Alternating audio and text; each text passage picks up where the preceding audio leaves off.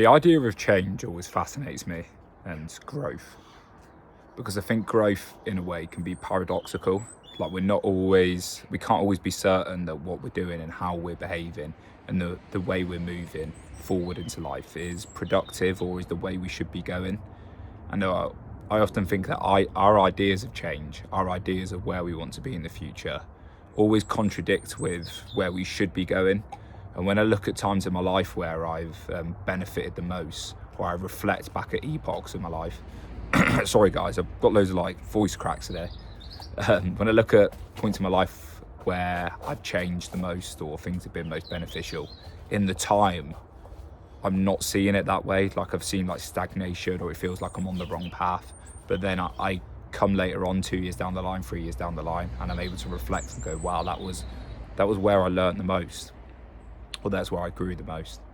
And I would say the last year of my life, which has been very slow and deliberate, I've just been in a normal job, working in a school.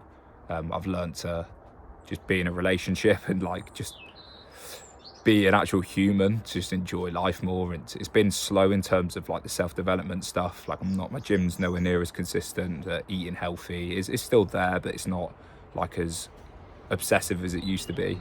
I've just learned to enjoy life more. I go and play pool every so often on a Wednesday night, actually see friends, just learn to actually lean into life more and enjoy it. And it's not looked like growth in the way that I used to think growth was.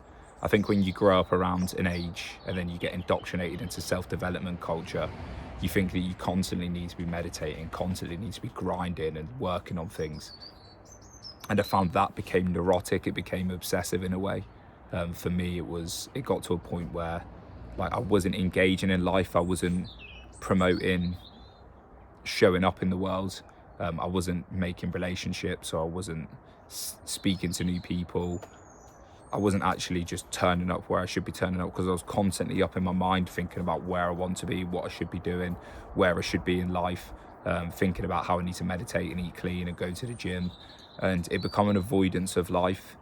And I think in a way this self-development culture becomes neurotic because it is an avoidance of life. It forces you to be recluse and to come inwards and to lock yourself in your room and grind away. Don't come out of your room until you're a millionaire.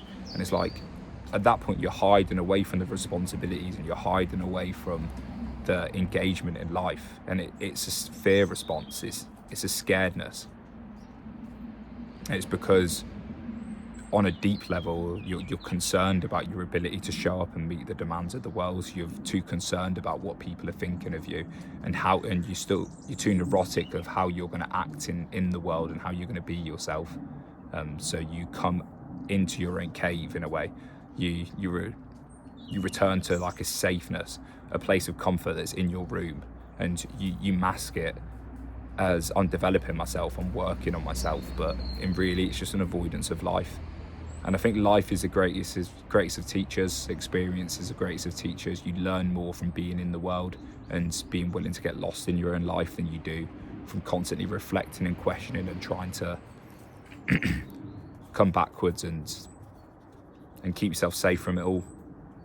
It's I've learned more from being in a relationship and just being willing to spend time with another person and being willing to get lost in that relationship than I have sitting in a room on my own meditating or working on myself and grinding away. I've learnt more from just being willing to step into the responsibilities of life than I ever have being a recluse. And I think self-development, and especially the culture of some of the YouTubers that you watch and the books you can read, it encourages you to come inwards too much.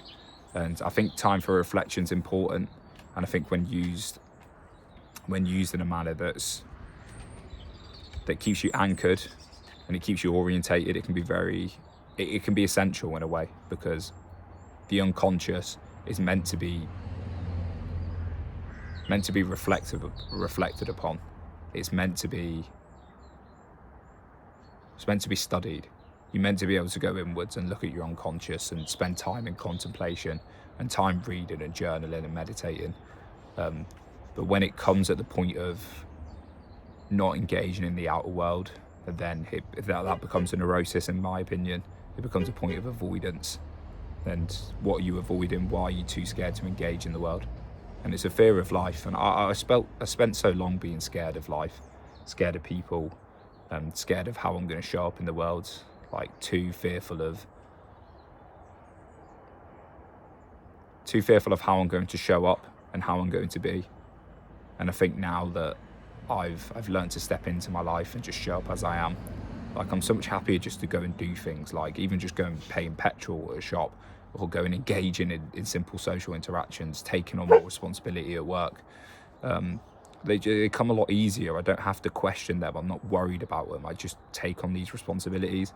And I always remember reading a quote in Man's Search for Meaning by Viktor Frankl. And it's like, meaning is found not in you putting meaning on the world, but finding meaning in the demands of life. And I think sorry guys, I've got my dog barking here. Dad's, he's like super obsessed with these toys and he just sits there barking at them all day. Yeah, meaning is found within taking on the responsibilities of life, observing what life is offering right now and learning from that and taking on meaning and responsibility from that. Life presents you with people and circumstances to show you where you're not free. And by engaging in life, by actually listening and being still enough to think what is going on in my life, what are the demands of it, and to meet them demands, I think you find more growth and meaning within that than you do trying to place meaning on things or to have an idea of where you want to go. Just trust yourself that you're going to unfold and you're going to unravel. But to do that, you need to be engaged in life. I find most of this comes with women as well. People are very afraid to engage in a relationship or to speak to women, to the point where they think they need to work on themselves so much. They need to like get themselves in shape before they go out there, or make sure that they're understanding themselves enough so they can interact with women properly. But what I found with relationships, and especially like just conversating with women, is like just being willing to be yourself and kind of having this like authenticity with them. Authenticity wins because it shows that you're not afraid to be yourself, and there needs to be a process of you being comfortable with yourself for that to happen. But now with my relationship and when I go to work and I'm interacting with women, it's like I don't care what they think as much anymore. I don't have that. And I think being in a relationship helps because like I'm not trying to go out and be attractive to women. Like I'm happy in my relationship. I don't see other women the same in that way anymore because I'm happy within my relationship. But also I just feel more comfortable around the other sex, and that's because I'm willing to engage with them. I'm willing to be myself around them. And that authenticity, that not caring about how you're kind of going to come across to them really benefits your life. And it's another aspect to life that I just completely avoided because I was too afraid.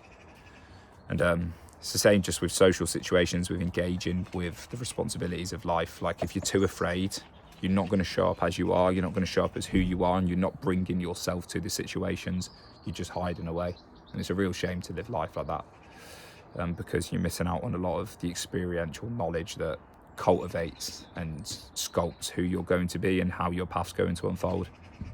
You can sit on the sidelines and question things all you want, but you never get the true insight into what life is unless you're willing to dance with it and you're willing to get involved. So I think that's everything I've got to say, people. Thank you very much for listening, and I'll see you all in the next video.